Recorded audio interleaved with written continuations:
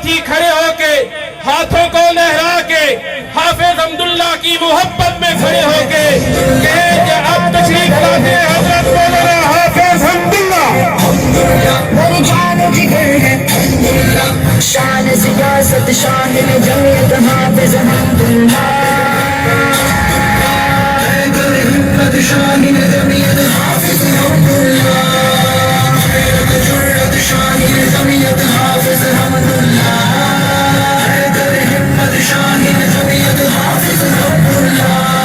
نہ جھکنے والا نہ جھکنے والا نہ جھکنے والا حق کہنے والا نہ جھکنے والا نہ جھکنے والا نہ جھکنے والا حق کہنے والا حق و صداقت شاہین جمعیت. بسم اللہ الرحمن الرحیم. الحمد لله نحمده ونستعينه ونستغفره ونؤمن به ونتوكل عليه ونعوذ بالله من شرور أنفسنا ومن سيئات أعمالنا. من يهده الله فلا مضل له ومن يضلله فلا هادي له. وأشهد أن لا إله إلا الله وحده لا شريك له. وأشهد أن سيدنا ومولانا محمدًا عبده ورسوله أرسله بالحق بشيرًا ونذيرًا وداعيًا إلى الله بإذنه وسراجًا منيرًا. صلى الله تعالى عليه وعلى آله وصحبه أجمعين. أما بعد فأعوذ بالله من الشيطان الرجيم. بسم الله الرحمن الرحيم. يريدون ليطفئوا نور الله بأفواههم والله متم نوره ولو كره الكافرون. هو الذي أرسل رسوله بالهدى ودين الحق ليظهره على الدين كله ولو كره المشركون.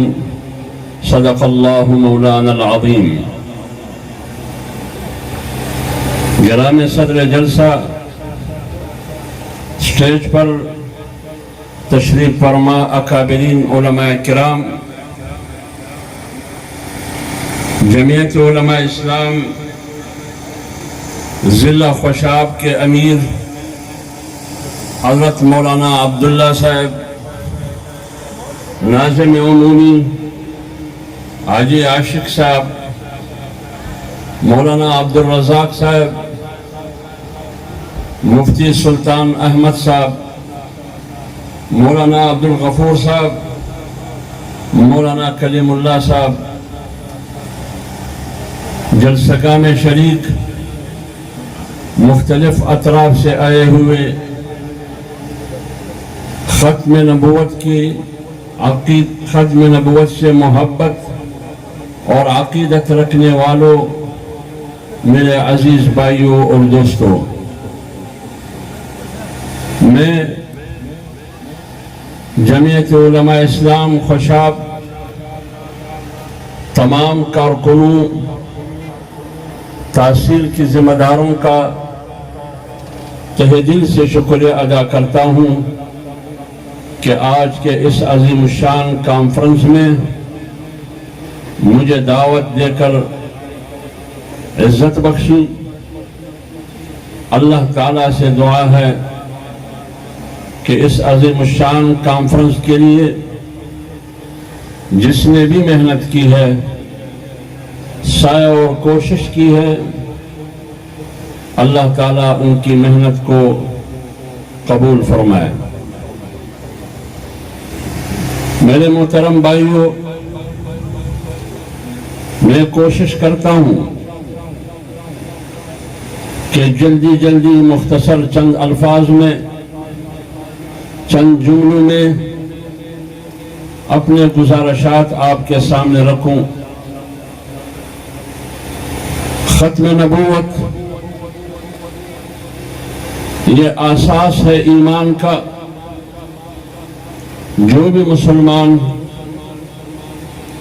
ختم نبوت سے منکر ہو کہ جناب رسول اللہ صلی اللہ علیہ وآلہ وسلم آخری نبی نہیں مانتا، امت مسلمہ کا متفقہ فیصلہ ہے، قرآن اور سنت کا فیصلہ ہے، پاکستان کے آئین کا فیصلہ ہے، اسلامی جمہوریہ پاکستان کے پارلیمنٹ کا فیصلہ ہے کہ جو بھی جناب رسول اللہ صلی اللہ علیہ وآلہ وسلم کو آخری نبی نہیں مانتے، آخری نبی نہیں تسلیم کرتے، وہ مسلمان اور مومن نہیں ہو سکتا۔ یہ فیصلہ چند مولویوں کا نہیں ہے، بلکہ یہ فیصلہ پاکستان کی 73 کے آئین کا فیصلہ ہے، یہ فیصلہ پاکستان کے کروڑوں عوام کے منتخب پارلیمنٹ کا فیصلہ ہے اور متفقہ فیصلہ ہے، یہ فیصلہ اعلیٰ عدالتوں کا فیصلہ ہے۔ لہذا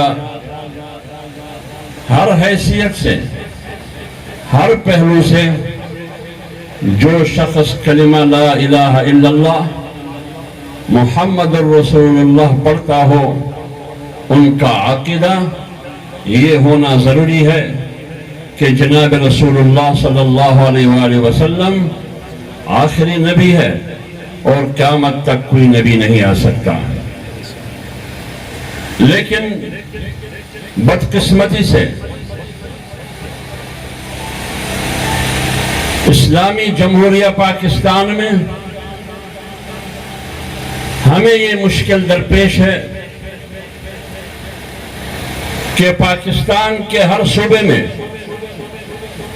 پاکستان کے ہر ضلع میں، پاکستان کے ہر تحصیل میں، پاکستان کے ہر کونے میں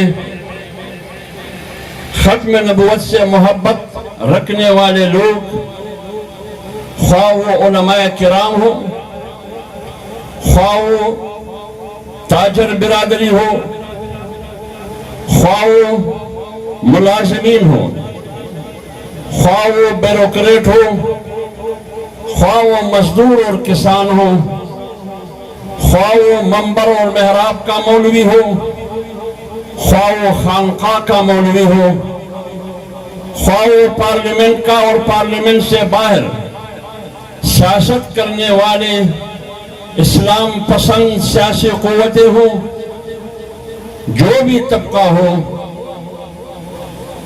ان سب کو آپ 74 سال سے دیکھ رہے ہیں کہ آج بھی ختم نبوت کے قانون، ناموس رسالت کے قانون پر چوکیدار بن کے کھڑے ہیں۔ کیا وجہ ہے؟ جب ملک میں اکثریت مسلمانوں کی ہے، جب ملک کا ریاست کا مذہب اور دین اسلام ہے، قرآن اور سنت کے خلاف پاکستان میں کسی قسم کی قانون سازی نہیں ہو سکتی۔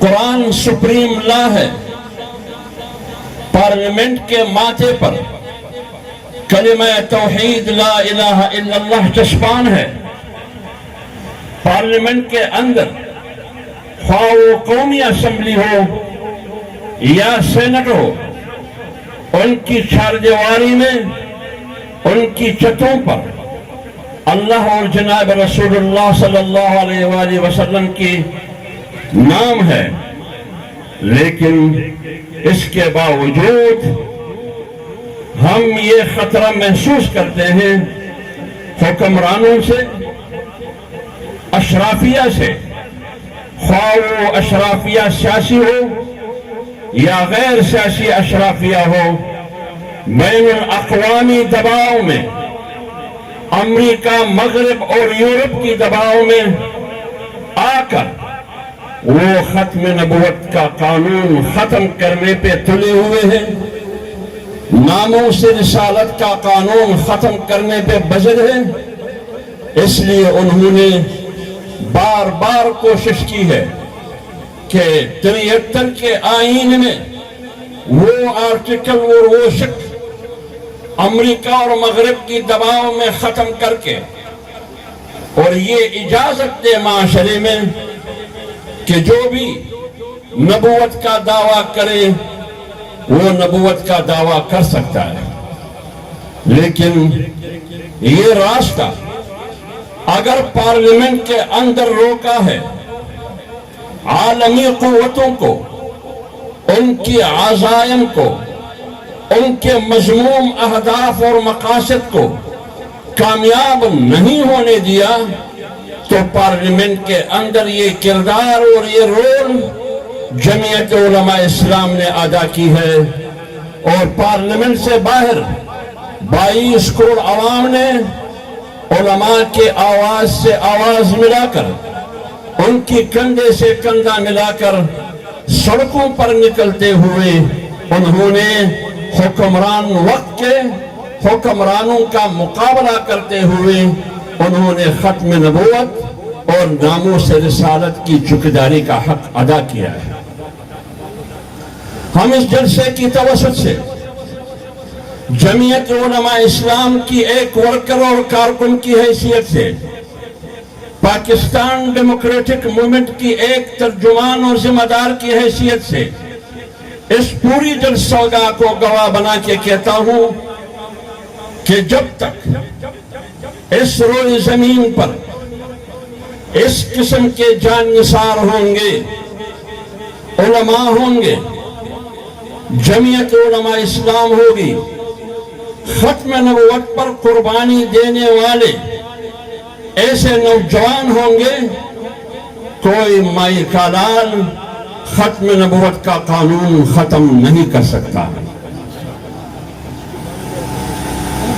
اگر میں یہ عزم کر چکا ہوں کہ پاکستان کی استحکام کے لیے، پاکستان کی جغرافیے کی سالمیت کے لیے، پاکستان کی بقا کے لیے، پاکستان کی خوشحالی کے لیے، دشمن کے مقابلے کرنے کے لیے اپنے ایمان کا حصہ سمجھتا ہوں، خواہ وہ دشمن ہندوستان اور بھارت کی صورت میں ہو، خواہ وہ دشمن امریکہ کی صورت میں ہو، جس شکل میں بھی ہو وہ دشمن، تو سب سے پہلا پاکستان کے فوجی سے آگے اگر پاکستان کی جغرافیہ اور اس کی سالمیت کے لیے آگے بڑھے گا تو اس کا نام حافظ حمداللہ ہوگا. نعرہ تکبیر! للکار جمعیت حافظ حمداللہ! للکار جمعیت حافظ حمداللہ! لیکن یہ گارنٹی تم نے دینی ہوگی، یہ ضمانت تم نے دینی ہوگی، ریاست نے بھی اور حکومت نے بھی. اگر تم نے پاکستان کے آئین میں ختم نبوت کا قانون چھیڑنے کی کوشش کی یا ناموس رسالت کے قانون کو چھیڑنے کی کوشش کی تو یہ ملک آپ کے لیے جہنم بنا کر رکھ دوں گا. نعرہ تکبیر!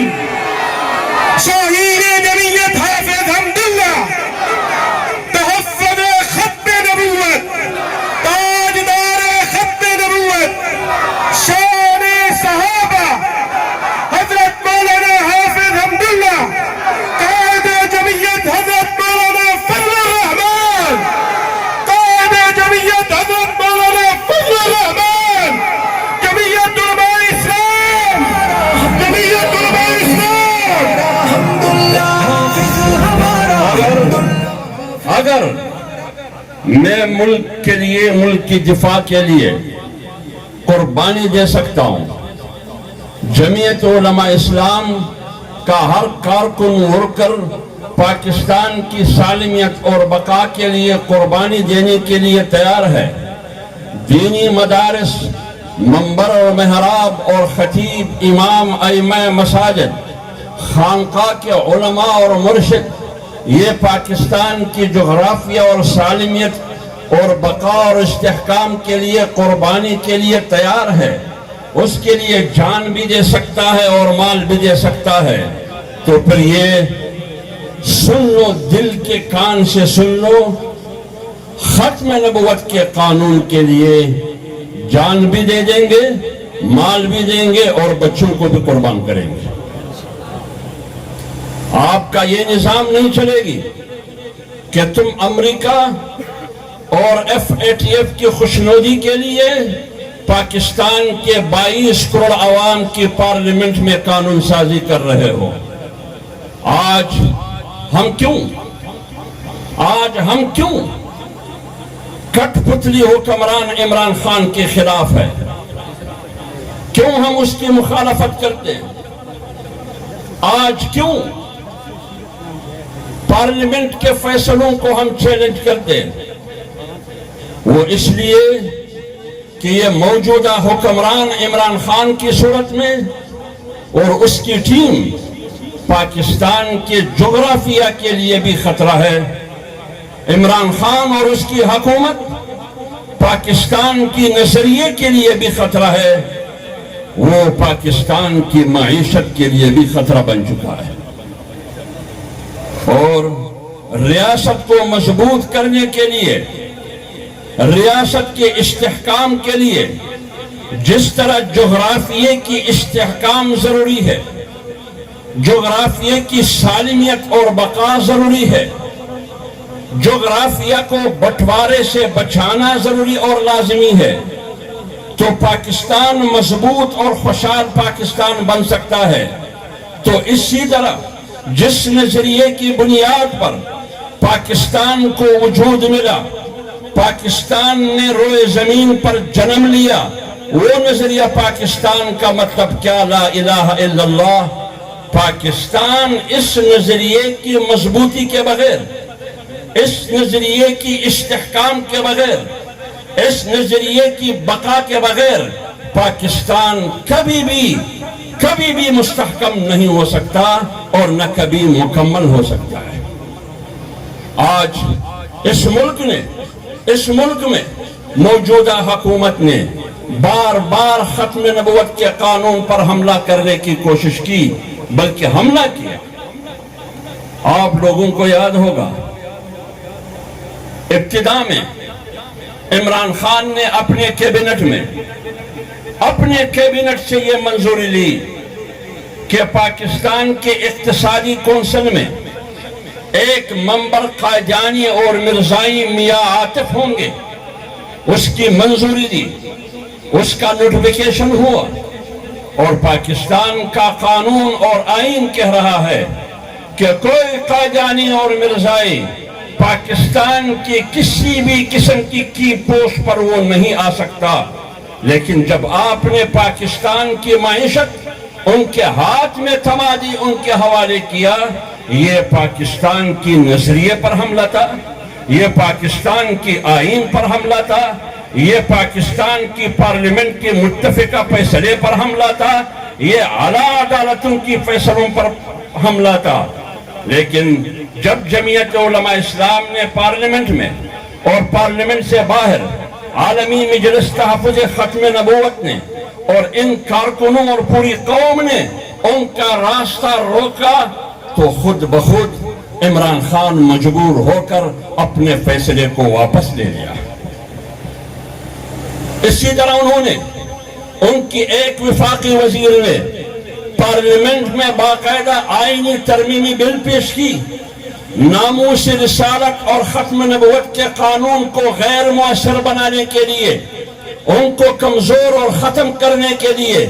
پھر انہی قوم نے اور علماء نے پارلیمنٹ میں جمعیت علماء اسلام نے ان کا راستہ روکا، لہٰذا وہ اپنے مقصد میں ناکام ہوا۔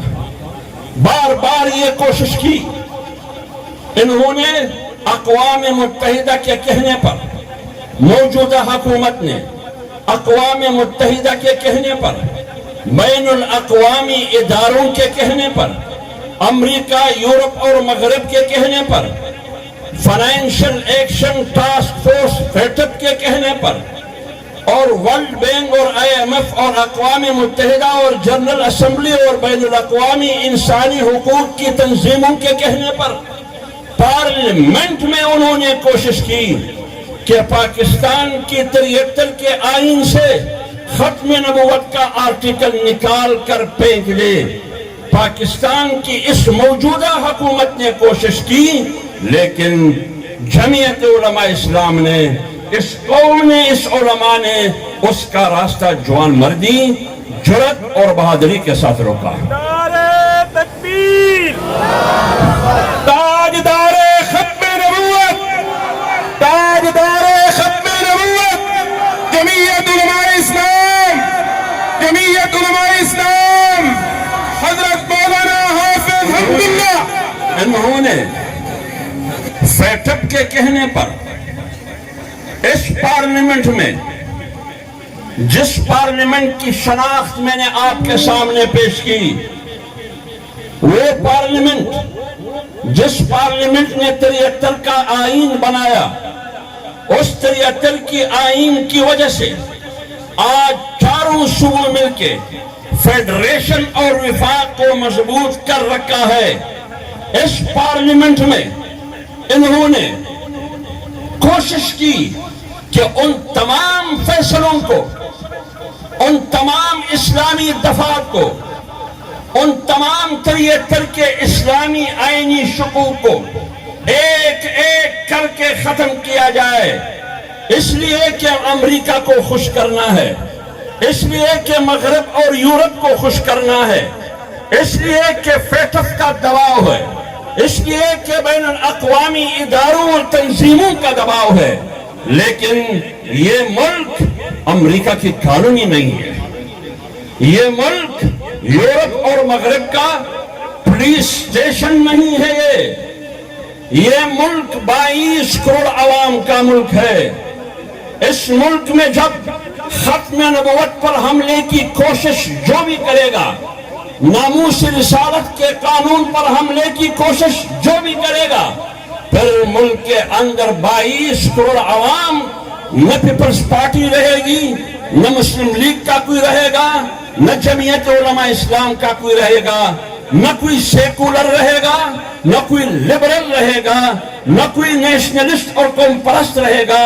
ملا اور تاجر، بیوروکریسی، مزدور، کسان، ملازم، ہر طبقے کے لوگ کھڑے ہو کے ختم نبوت کے قانون اور عقیدے کی تحفظ پر چوکیداری دیں گے۔ یہ فیصلہ ہے اس قوم کا، لہذا تم نے قوم کے امنگوں اور امیدوں کے مطابق فیصلے کرنے ہوں گے۔ یہ ملک نہ آپ کا ہے نہ آپ کے باپ کا ہے، جس کے لیے تم مہرے اور آلے کا کردار ادا کر رہے ہو، یہ اجازت آپ کو قطعاً نہیں ملے گی۔ اگر تم نے کوشش کی، پارلیمنٹ میں بھی آپ کے ساتھ لڑیں گے۔ اگر تم نے کوشش کی تو اسلام آباد کے چوکوں اور چوراہوں پہ ایک دوسرے کی گریبان میں ہاتھ ڈال کر تم سے لڑیں گے۔ اگر تم نے کوشش کی تو خوشاب کی گلیوں میں بھی لڑائی ہوگی، اگر تم نے کوشش کی تو لاہور کی گلیوں اور کوچوں میں بھی لڑائی ہوگی، اگر تم نے کوشش کی تو میاں والی میں بھی لڑائی ہوگی گلیوں اور کوچوں میں، اگر تم نے کوشش کی تو لاڑکانہ اور کراچی اور کوئٹہ میں بھی لڑائی ہوگی۔ یہ تم نہیں کر سکتے، یہ تمہاری بس کی بات نہیں ہے۔ تم نے مدارس کو ختم کرنے کی کوشش کی، تم نے مدارس پر دباؤ ڈالا، تم نے فیٹف کے کہنے پر مدارس کو کنٹرول کرنے کی کوشش کی، تم نے وقف املاک کے نام سے قانون سازی کی، تم نے منبر اور محراب کو کنٹرول کرنے کی کوشش کی ہے، تم نے منبر اور محراب پر حملہ کیا، تم نے مدارس پر حملہ کیا، تم نے ختم نبوت کے قانون پر حملہ کیا، تم نے ناموس رسالت کے قانون پہ حملہ کیا، تم نے اسلامی تہذیب پر حملہ کیا، تم نے ادھر اعلانی اور فحاشی مسلط کرنے کی کوشش کی، تم نے مغربی تہذیب قانون کے ذریعے مسلط کرنے کی کوشش کی، تم نے ادھر میرا جسم میری مرضی کی معاشرے کی تشکیل قانون سازی کے ذریعے مسلط کرنے کی کوشش کی، لیکن ان تمام سازشوں کو، آپ کے ان تمام مذموم اہداف اور مقاصد کو اگر ناکام بنایا ہے تو وہ جمعیت علماء اسلام اور یہ علماء کرام اور اس قوم نے ناکام بنایا ہے۔ یہ فیصلہ آپ نے قوم کو دیا کیا ہے؟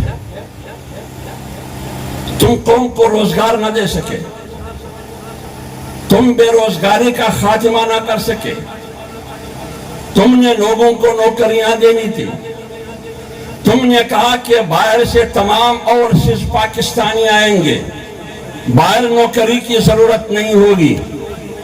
آپ کے وزراء نے کہا کہ اتنی نوکریاں ہوں گی کہ خالی پوسٹیں اور ویکنسیز ہوں گی، لیکن کوئی بے روزگار بندہ نہیں رہے گا۔ اگر یہ نہیں ہوا تو میری تکھا بوٹی کر دے۔ آج بھی سوشل میڈیا پر یہ ثبوت موجود ہے، لیکن آج سرکاری اور حکومت کا اعداد و شمار یہ ہے کہ 50 لاکھ کے قریب برسر روزگار لوگوں کو تم نے بے روزگار بنا دیا۔ مہنگائی آسمان کو چھو رہی ہے۔ آج سے 3 سال پہلے انڈا 5 روپے، آج انڈا 20 اور 22 روپے۔ کہتے ہیں پوری دنیا میں مہنگائی ہے۔ تم تو مہنگائی ختم کرنے کے لیے آئے تھے، تمہیں ہمیں مثالیں دے رہے تھے مدینے کی ریاست کی۔ آج مدینے کی ریاست سے لوگ بھوک سے مر رہے ہیں، بھوک سے خودکشیاں کرنے پہ مجبور ہو چکے ہیں، اپنے بچوں کو گود میں لے کے بیچ رہے ہیں چوراہوں پر اور روڈوں پر۔ قوم کی بیٹیاں اور بچے جسم فروشی پہ مجبور ہو گئے۔ کہاں ہے روزگار؟ کہاں ہے مہنگائی کا خاتمہ؟ لیکن تم کیا کہتے ہو، تمہارے وزیر کیا کہتے ہیں؟ تم کہتے ہیں کہ میں اس ملک کی معیشت کو مضبوط کروں گا۔ وہ کیسے بھائی؟ کیسے مضبوط کریں گے تم؟ کہتے ہیں کہ ہر ٹوائلٹ پر میں ایک نمبر چسپاں کروں گا، جو بندہ ٹوائلٹ کی صفائی نہیں کرے گی اس پر جرمانہ لگے گا، اس سے ہماری معیشت مضبوط ہوگی۔ اب آپ بتائیے، واش روم کے 5 روپے سے معیشت مضبوط ہوگی؟ تم نے معیشت کی مضبوطی کے لیے جو ویژن پیش کی، دیکھو اس ویژنری لیڈر کو کہتے ہیں کہ ملک میں انڈے دوں گا۔ آپ نے کبھی تاریخ میں ایسے وزیر اعظم دیکھا ہے کہ وہ کہہ رہا ہے کہ میں انڈے دوں گا؟ لیکن آج ملک بھی ہے، عمران خان تم بھی ہے، مگر انڈے نہیں ہیں۔ یا تو مرغیاں نہیں ہیں، یا تو مرغیاں بانج ہیں، یا تو تم نے انڈے دینے ہوں گے۔ تم نے قوم سے وعدہ کیا ہے، کیوں بانج ہے؟ اگر اس کے پاس جھوٹ کا ایک مرغیوں کے حوالے سے جملہ ہوتا تو وہ کہتے کہ یہ مرغیاں جو انڈے نہیں دیتے یہ بھی نواز شریف کا قصور ہے، یہ جو مرغیاں انڈے نہیں دیتے یہ بھی نواز شریف کا قصور ہے۔ سارے ناکامیوں کو، تمام کمزوریوں کو، پوری تباہی اور بربادی کو دوسرے کے کھاتے میں ڈالتے ہو۔ ایک کام بتا دے، ایک کام جو تم نے عوام کے لیے کیا ہو، ایک کام۔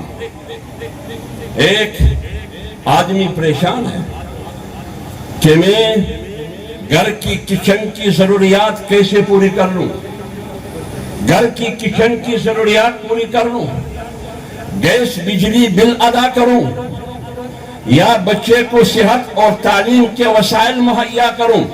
کیوں؟ ان کے جیب میں پیسہ نہیں ہے۔ خود تو تم نے 70 سالہ زندگی میں اپنا پیسہ نہیں کھایا، ہمیشہ آپ کے ہاتھ دوسروں کے جیب میں ہے، دوسروں کے جیب میں آپ کے ہاتھ، یا خیرات دیتے ہو، یا زکوٰۃ دیتے ہو، یا صدقہ دیتے ہو۔ لیکن ایک نئی عجوبہ ان کی حکومت میں ہم نے سنی. جب اس کی بہن علیمہ باجی کی تلاشی دی گئی تو 60 ارب روپے نکلے. کتنے؟ 60 ارب روپے نکلے. جب ان سے پوچھا گیا کہ یہ 60 ارب روپے کہاں سے آئے؟ کہتے ہیں یہ سلائی مشین کی کمائی ہے. یہ سلائی مشین کی کمائی ہے. یہ بھائی یہ سلائی مشین ان غریبوں کو بھی دے دو تاکہ یہ بھی ارب روپے کما سکے. کہاں ہے وہ سلائی مشین؟ یہ معجزہ ہے یا سلائی مشین ہے؟ یہ کیا ہے یہ؟ لیکن وہ سلائی مشین صرف باجی کے پاس ہے اور کسی کے پاس نہیں. یہ ہے ان کی ویژن. کہتے تھے کہ میں 50 لاکھ گھر دوں گا، لیکن لاکھوں لوگوں کے گھروں کو انہوں نے غیر قانونی کے آڑ میں، غیر قانونی ہونے کے آڑ میں، irregularize ہونے کے آڑ میں انہوں نے گرا دیا. غریبوں سے جھونپڑیاں چھین لی. لیکن مدینے کی ریاست کے جھوٹے علم بردار نے کیا کیا؟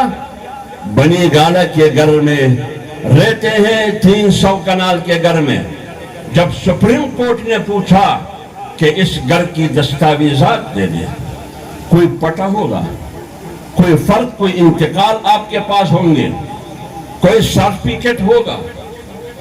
صاحب نے، جس کو ثاقب نثار نے ساجد اور امین ڈکلیئر کیا تھا، انہوں نے سپریم کورٹ میں 300 کنال بنی گالہ محل کے کاغذات اور دستاویزات پیش کی. جب انویسٹیگیٹ کیا گیا تو وہ کاغذات بوگس اور جیلی کاغذات تھے. پھر کیا ہوا؟ پھر 12 لاکھ روپے کے بدلے میں 12 لاکھ روپے پیس جمع کر کے اس 300 کنال بنی گالہ کی محل کو ریگولرائز کیا گیا.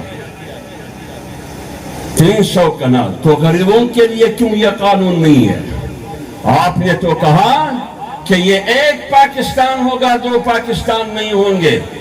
غریب، کمزور، طاقتور امیر کو ایک نظر سے بانپا جائے گا. کوئی تمیز نہیں ہوگی طاقتور اور کمزور کی، کوئی تمیز نہیں ہوگی امیر اور غریب کے درمیان. تو پھر تم نے اپنے ناجائز گھر کو 12 لاکھ میں قانونی اور ریگولرائز کر دیا اور غریبوں کی جھونپڑیوں کو اور ان کے گھروں کو گرا دیا. تو یہ ایک پاکستان ہے یا 2 پاکستان ہے؟ یہ 2 پاکستان ہے. آج مجھے ساتھیوں نے بتایا کہ یہاں نورپور تل میں بہت سے ایسے گھرانے ہیں جن کو حکم ملا ہے کہ یہ غیر قانونی ہے، یہ قبضہ ہے، اس کو گرانا ہے، نکلو ان گھروں سے. آپ نے 300 کنال 12 لاکھ روپے پہ حلال کروایا. ایک حرام گھر کو کتنے روپے پر؟ 12 لاکھ. اور بنی گالہ میں مجھے پتا ہے، میری رہائش وہاں ہے. بنی گالہ میں ایک مرلہ 13 اور 14 لاکھ روپے پر ہے. ایک مرلہ. اور ایک کنال کی قیمت 1 کروڑ 60 لاکھ 1 کروڑ 70 لاکھ ہے، بلکہ اس سے بھی زیادہ ہوگی. تم نے 400 کنال بنی گالہ کی محل کو، ایک حرام اور ناجائز محل کو تم نے 12 لاکھ روپے پہ حلال کروایا. یہ ہے مدینے کی ریاست. ان غریبوں کا جو نورپور میں حکومت اور انتظامیہ نے نوٹس دی ہے، ان سے بھی لے لے پیسے. 50 ہزار روپے لے لیں. 5 مرلے کا گھر ہوگا، 7 مرلے کا گھر ہوگا، 10 مرلے کا گھر ہوگا. ان سے تم چھت کیوں چھین لیتے ہو؟ مدینے کی ریاست میں تو ان کو باقاعدہ ماہانہ وظیفہ دیا جاتا تھا. غریبوں کو، صرف مسلمانوں کو نہیں، یہودیوں کو بھی ماہانہ وظیفہ دیا جاتا تھا. یہودیوں کو بھی غیر مسلم کو وظیفہ دیا جاتا تھا. تم لوگوں سے گھر چھین لیتے ہیں, روزگار چھین لیتے ہیں, ٹیکس کے ذریعے لوگوں کے جوبوں پر حملہ آور ہے تم. تاریخ میں تم نے کبھی نہیں سنا ہوگا کہ پاکستان کی حکومت سعودی عرب جا کر وہاں سے فطرانہ اور خیرات اکٹھا کر کے لے کے آئے. کبھی سنا ہے؟ وہ ہمیشہ فطرانہ خیرات زکوٰۃ وہ دیتے تھے فلسطین کے مسلمانوں کو, یا الجزائر کے مسلمانوں کو, یا افغانستان کے مسلمانوں کو. پہلی دفعہ ہے کہ ایک ایٹمی حامل, ایک ایٹمی ملک, ایک ایٹمی ہتھیار کے حامل اسلامی جمہوریہ پاکستان, دنیا کا نمبر 7 ملک, یہ سعودی عرب جا کے خیرات مانگ رہا ہے, وہ بھی فطرانہ, وہ بھی صدقہ جو یتیم کا مال ہے, جو غریب کا حق ہے, وہ یہ مان رہا ہے. اور آپ کو یہ بھی پتا ہے کہ سعودی عرب کے لیے چاول پاکستان سے جاتا ہے وہاں, لیکن میرے کھٹ پتلی وزیر اعظم نے 10,000 پارسل چاول وہاں سے لے کے آیا. ناک کٹ گئی, ناک پوری قوم کی, ریاست کی, ایک ایٹمی ملک کی, کچھ بھی نہ دے سکے تم. لہذا آپ نے معیشت تباہ کر دی. آج فواد چودھری کہتے ہیں کہ ہم نے 1 کروڑ نوکریاں دی. کہاں دی تم نے؟ 40,000 نوکریاں پنجاب میں دی, 16 لاکھ نوجوانوں کو ہم نے باہر بیرونی دنیا میں بھجوا دیا, اور بھی ہم نے دیے. اب آپ بتائیے, اتنا بڑا جھوٹ, اتنا بڑا جھوٹ ہے. احتساب کی بات کی, احتساب کی بات کی, تمام اپوزیشن کو جیلوں میں ڈال دیا, تمام اپوزیشن کو, تاجروں کو دھمکیاں دی گئی, لوگ تجارت چھوڑنے پہ مجبور ہو گئے, فیکٹریاں بند ہو گئی. آج جب پشاور میٹرو میں کرپشن کی بات آئی, ان کی پوری صوبائی حکومت نے اربوں روپے کھائے کرپشن. پشاور ہائی کورٹ کا فیصلہ ہے. جب مالم جبا کی بات آئی کرپشن کی, جو آج کا وزیر دفاع, کل کا خیبر پختونخوا کے وزیر اعلیٰ اس کرپشن میں ملوث ہے, نیب میں ان کا کیس ہے. جب ان کی بات آئی, جب خسرو بختیار کی بات آئی, جہانگیر ترین کی بات آئی, عبدالرزاق داؤد کی بات آئی, آٹا چور, چینی چور, پٹرول چور, دوائی چور, مالم جبا mafia, Pindi ring road mafia, یہ سارے آپ کے سامنے جب یہ آئی, پتہ چلا ان کو کہ اب میرے ساتھیوں کو, میرے پیاروں کو مجھ سمیت جیل جانا ہوگا. ہمارے احتساب کی باری آئے گی. کل نہ پرسوں انہوں نے ایک ترمیمی آرڈیننس کی منظوری دی, صدر پاکستان نے, نیب ترمیمی آرڈیننس. اس آرڈیننس کے ذریعے انہوں نے اپنے وزراء کی چوری کو چھپانے کی کوشش کی ہے. ان کو نو آبجیکشن سرٹیفکیٹ دے دی. آپ سے کوئی نہیں پوچھ سکے گا آج کے بعد, جب یہ آرڈیننس انہوں نے منظور کی, کوئی حساب کتاب آپ کے ساتھ نہیں ہوگا. اور آپ نے دیکھا جب پنڈورا باکس آیا, پنڈورا لیکس ایک ہفتہ پہلے, ایک پاناما لیکس تھا, ایک پیراڈائز لیکس تھا, آج پنڈورا لیکس آیا. پنڈورا لیکس میں جو نام نکلے وہ بھی تحریک انصاف کے سب سے زیادہ نکلے. پاناما لیکس میں جو نکلے آف شور کمپنیاں, تحریک انصاف کی ایک خاندان کی 34 آف شور کمپنیاں کی 34. آج جو پنڈورا لیکس نکلا اس میں سے بھی ان کے چوہے نکلے. قانون پاس کی، آرڈیننس جاری کیا، اب کوئی حساب نہیں ہوگا۔ انہوں نے ایک کمیٹی قائم کی، وزیر اعظم انسپیکشن ٹیم، یہ تحقیق کرے گی کس کا؟ جن کے نام پیراڈائز جن کا نام پنڈورا لکس میں آیا ہے، ان کی تحقیق کرے گی۔ اب انسپیکشن ٹیم کا سربراہ کون ہے؟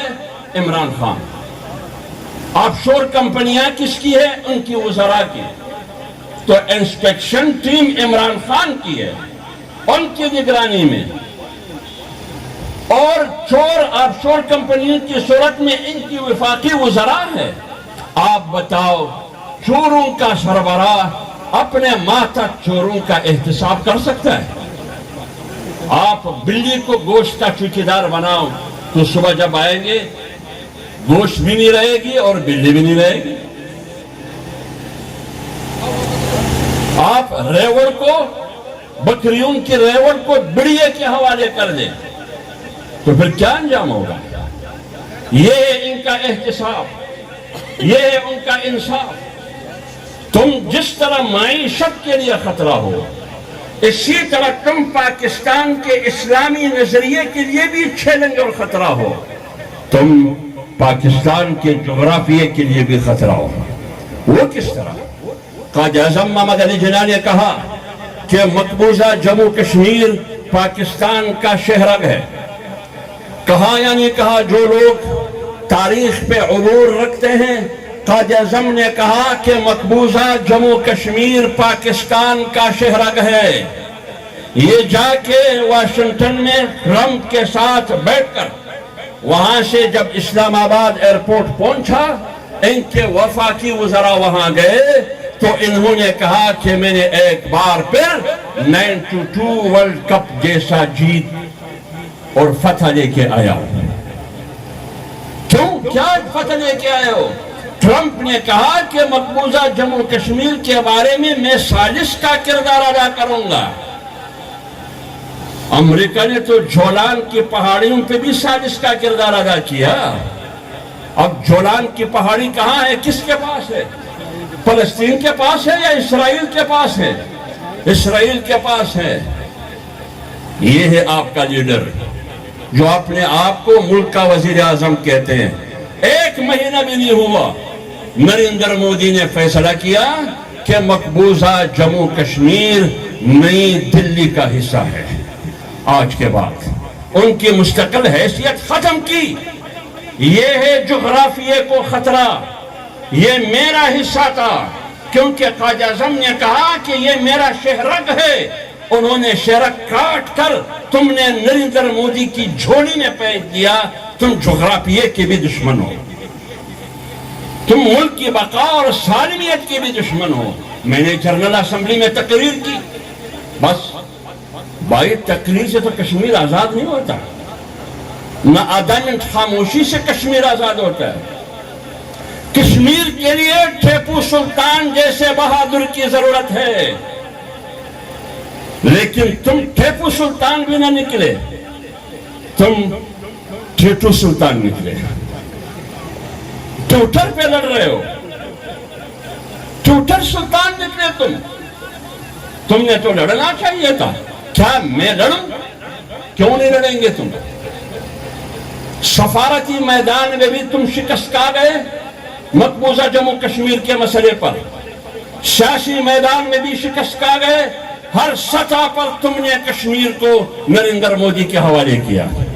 آج افغانستان میں تبدیلی آئی، امریکہ افغانستان سے فوجی نکال کے چلے گئی، لیکن تم خود کہتے ہو کہ میں نے امریکہ کے لیے افغانستان طالبان کے ساتھ مذاکرات کے معاملے میں سہولتکار اور فیسیلیٹیٹر کا کردار ادا کیا، لیکن جب یو این سیکورٹی کونسل میں اجلاس ہوتا ہے بھارت کی صدارت میں، انڈیا ہندوستان کی صدارت میں، اس میں روس بھی ہے، چین بھی ہے، فرانس بھی ہے، امریکہ اور برطانیہ بھی ہے، اور بھارت صدارت کر رہا ہے یو این سیکورٹی، کونسل کے اجلاس کی اور تم باہر کھڑے ہو، باوجود اس کے کہ تم یہ تمغہ لے کے کھڑے ہو کہ میں نے تو پاک افغانستان کے مسئلے میں امریکہ کے لیے سہولتکار اور فیسیلیٹیٹر کا کردار ادا کیا، تمہاری یہ حیثیت ہے کہ تمہیں اندر آنے بھی نہیں دیا، بیٹھنے بھی نہیں دیا، تم چیخ رہے تھے، تم انتظار میں تھے کہ جو بائیڈن مجھے فون کرے گا، تم اس انتظار میں تھے کہ مودی میرا فون اٹھائے گا، نہ مودی نے تمہارا فون اٹھایا، نہ بائیڈن نے تمہیں فون کیا، نہ تمہیں وہ حیثیت دی جو حیثیت بھارت کی تھی۔ بھارت نے کیوں صدارت کی؟ یو این سیکورٹی کونسل کے ممبر بننے کے لیے بھارت کو ووٹوں کی ضرورت تھی، ایک ووٹ عمران خان کی حکومت کی تھی۔ تم نے مودی کی الیکشن میں مودی کی کامیابی کی دعائیں کی، تم نے بھارتیہ جنتا پارٹی کی آئین نہیں پڑھا؟ اس آئین میں کیا ہے؟ اس کے مینیفیسٹو میں کیا ہے؟ اس کی مینیفیسٹو اور منشور میں یہ ہے کہ جب بھارتیہ جنتا پارٹی نریندر مودی کی اکثریت ہندوستان میں آئے گی تو مقبوضہ جموں کشمیر کو دلی کا حصہ بناؤں گا، اس کی مستقل حیثیت ختم کروں گا۔ پھر تم نے کیسے ان کی کامیابی کے لیے دعائیں کی؟ قوم سوال کرتا ہے، تمہیں کیسے وقت سے پہلے ان کو مبارکبادیں دی؟ یہ ہے جغرافیے کا دشمن، یہ ہے مغرب یورپ امریکہ کا زر خرید غلام۔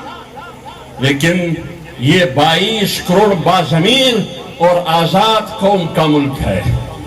جس طرح جغرافیے پہ کوئی کمپرومائز نہیں ہوگا، پاکستان کی بقا اور سالمیت پر کسی قسم کی کمپرومائز کی اجازت کسی کو نہیں دیں گے، پاکستان کی معیشت پر کسی قسم کی کمپرومائز نہیں ہوگی، اسی طرح پاکستان کی نظریے پر کسی قسم کی مصلحت اور کمپرومائز نہیں ہوگا۔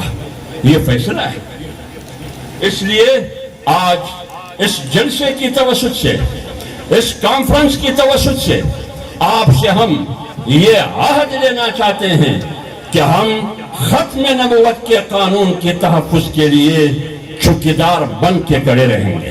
کھڑے رہیں گے یا نہیں کھڑے رہیں گے؟ اس کے لیے ہم نے قربانی دینی ہوگی۔ جیل جانا پڑا تو جائیں گے، مرنا پڑا تو مریں گے۔ کیوں؟ اگر میں ملک کے لیے مر سکتا ہوں، ملک کے لیے جی سکتا ہوں، تو میں اسلام کے لیے بھی مر سکتا ہوں اور جی سکتا ہوں۔ یہ میرا ملک ہے، یہ اسلامی جمہوریہ پاکستان ہے، لیکن دنیا مجھے اسلام سیکھنے نہیں دیتا۔ قرآن کو دنیا، بین الاقوامی اور عالمی دنیا ہم پر دباؤ ڈالتے ہیں کہ تم قرآن اور سنت کی تعلیم حاصل نہ کرے، مدرسے پر دباؤ ڈالتے ہیں کہ تم نظام تعلیم کو تبدیل کرو، مدارس کو کنٹرول میں لانا چاہتے ہیں۔ یہ نہیں ہو سکے گا۔ انگریز نے ہزاروں علماء کو لٹکایا، ہزاروں علماء کو درختوں پہ لٹکایا، لیکن علماء آج سے اس وقت سے آج بھی زیادہ ہے، مدارس بھی زیادہ ہے۔ یہ بالکل وہی فارمولا ہے جو فرعون کا تھا، انگریز کا بھی یہی فارمولا تھا۔ 1861 میں وائسرائے برطانیہ نے ڈاکٹر ولیم انگریز کو بلایا، کہا کہ مسلمان کی طاقت کو ختم کرنے کے لیے کوئی حکمت عملی۔ ایک انگریز دوسرے کو کہہ رہا ہے، وائسرائے برطانیہ، حکومت ان کی، اس زمانے کا سپر پاور برٹش ہے، کہتے ہیں کہ مسلمان کی طاقت کو ختم کرنا ہے، کمزور کرنا ہے، حکمت عملی کیا ہوگی؟ انہوں نے کہا کہ مجھے موقع دیجئے سوچنے کا۔ مہینے کے بعد، 2 مہینے کے بعد ڈاکٹر ولیم وائسرائے برطانیہ کے پاس آئے اور انہوں نے 3 باتیں کی کہ اگر تم نے مسلمانوں کی قوت کو کمزور کرنا ہے، مسلمانوں کی قوت کو ختم کرنا ہے، تو 3 کام کرے۔ مسلمانوں کو شکست دینا ہے، مسلمانوں کو ذلیل کرنا ہے، تو 3 کام کرے۔ نمبر 1، ان کی ٹیبل پر ایک کتاب رکھا ان کے سامنے اور کہا کہ یہ قرآن ہے، جب تک مسلمانوں کے درمیان یہ قرآن ہوگا مسلمان کبھی بھی کمزور نہیں ہوں گے. آپ نے اس قرآن کو ختم کرنا ہوگا. جب تک یہ قرآن مسلمانوں کے گھروں میں ہوگی, مسلمانوں کے سینے میں ہوگی, مسلمانوں کے ہاتھ میں ہوگی, مسلمانوں کا ربط اور تعلق قرآن کے ساتھ رہے گا, تم مسلمانوں کو کمزور بھی نہیں کر سکتے اور مسلمانوں کی قوت کو کمزور نہیں کر سکتے, نہ تم مسلمانوں کو ختم کر سکتے ہو جب تک یہ قرآن ہے. نمبر 2, تم نے ملا اور مدرسے کو ختم کرنا ہے. اس لیے علامہ اقبال نے کہا افغانیوں کی غیرت دین کا ہے ایک علاج, افغانیوں کی غیرت دین کا ہے ایک علاج کہ ملا کو ان کے کوہ دامن سے نکال دو. اگر تم نے مسلمانوں کی غیرت کو ختم کرنا ہے, افغانوں کی غیرت کو ختم کرنا ہے تم نے, تو مولوی کو بیچ میں سے نکال دو. لہذا اگر تم نے مسلمانوں کی طاقت کمزور اور ختم کرنا ہے تو مولوی اور مدرسے کو ختم کرو. تیسری بات کہا اگر تم نے مسلمانوں کو کمزور کرنا ہے, کسی میر جعفر اور میر صادق کی ضرورت نہیں ہے. آج مولوی بھی کرائے پہ ملتا ہے, آج مولوی بھی کرائے پہ ملتا ہے. پیسہ پینک تماشا دیکھ, مولوی کو پیسہ دو, وہ ڈگڈگی آپ کے ڈگڈگی پہ دم بجائے گا, دم ہلائے گا. وہ مولوی کو مولوی سے لڑاؤ, مولوی کو مولوی سے لڑاؤ, پھر وہ خود ایک دوسرے کو ماریں گے. آج موجودہ حکومت اور موجودہ حکومت کی سیاست اور موجودہ حکومت کی حکمرانی کی طرز حکومت بالکل یہی ہے. وہ یہ کہ قانون سازی IMF بین الاقوامی عالمی اداروں فیٹک کے کہنے پر پارلیمنٹ میں قانون سازی ہو رہی ہے. وہ کرے گا مولوی جو سرکار ہاتھ میں تھما کے دے گا کہ تم نے یہ تقریر کرنی ہوگی. یہ کیا ہے؟ جب تم قرآن اور سنت کی تعلیم کا دروازہ قوم کے بچوں اور بچیوں پر بند کرتے ہیں تو کیا یہ انگریز کا فارمولہ نہیں ہے؟ یہ کیا ہے؟ اس لیے تو ہم کہتے ہیں کہ یہ انگریز کا مہرا اور اداکار ہے. تم مدارس کو قانون سازی کے ذریعے کنٹرول کرنے کی کوشش کرتے ہو اور طاہر اشرفی جیسے مولوی سرکاری اور درباری مولوی کو خرید کر علماء کے خلاف استعمال کرتے ہو. مولوی کو کرائے پہ لو اور مولوی کے خلاف استعمال کرو, جیسے طاہر اشرفی, جیسے ملتان کے مفتی عبدالقوی. جانتے ہو یا نہیں جانتے؟ یہ ہے درباری مولوی اور یہ حکومت یہی کر رہا ہے, یہی ان کی روش ہے. اور تیسری بات, یہ ملک میں لڑاؤ اور حکومت کی پالیسی پہ گامزن ہے.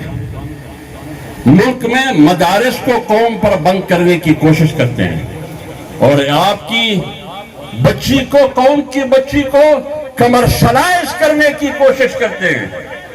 جس طرح بازار کی پراپرٹی تم بھی بیٹھ سکتے ہو پراپرٹی ڈیلر کے پاس, میں بھی جا سکتا ہوں, ہر ایک جا سکتے ہیں.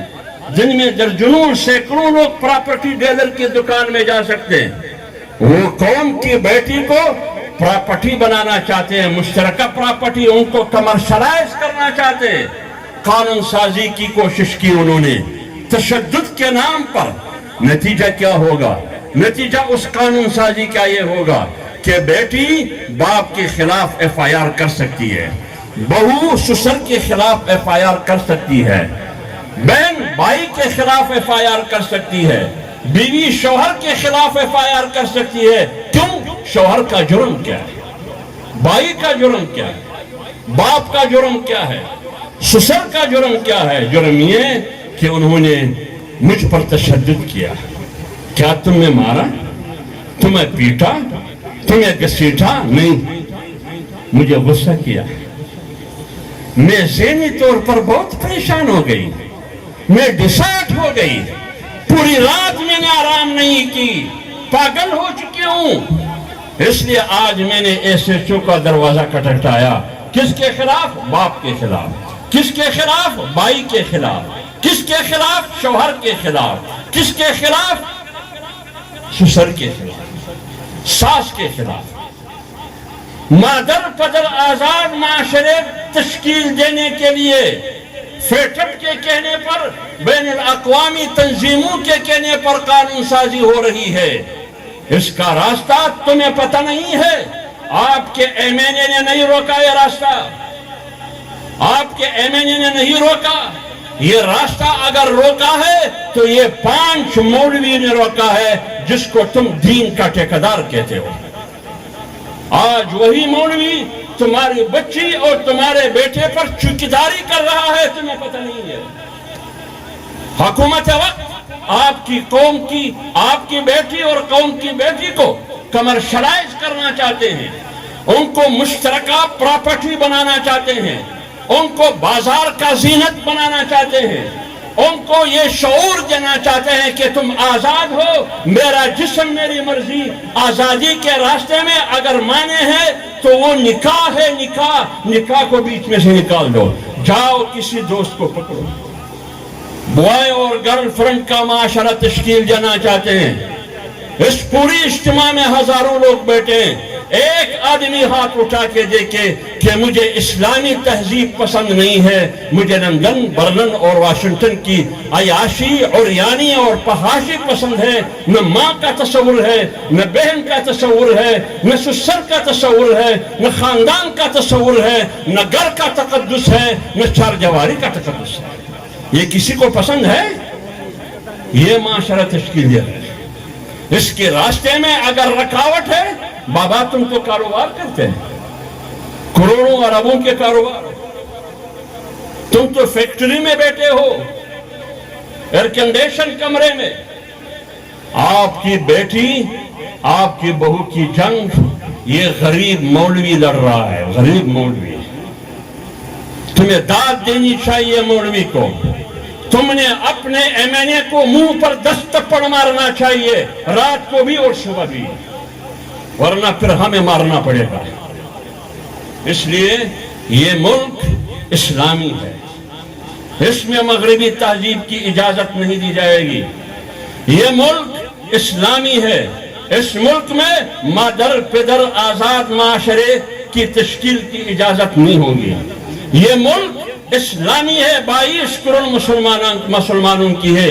اس ملک میں مدارس بھی ہوں گے، اس ملک میں مدارس کی ذہن کے مطابق اس کی نصاب تعلیم بھی ہوگی۔ لہٰذا تم میں جتنی بھی طاقت ہے استعمال کرو، گھوڑا بھی حاضر ہے، میدان بھی حاضر ہے۔ اگر ہر جیل، ہر پولیس اسٹیشن مدرسہ نہیں بنا تو پھر میرا نام تبدیل کر دو۔ ہر گھر مدرسہ بنے گا، ہر جیل مدرسہ بنے گا، ہر پولیس اسٹیشن مدرسہ بنے گا۔ یہ سارے مولوی پولیس اسٹیشن میں جائیں گے، بیٹھیں گے، پھر کیا کر دیں گے؟ آپ کو پتہ ہے یہ کتنے ہی ہے؟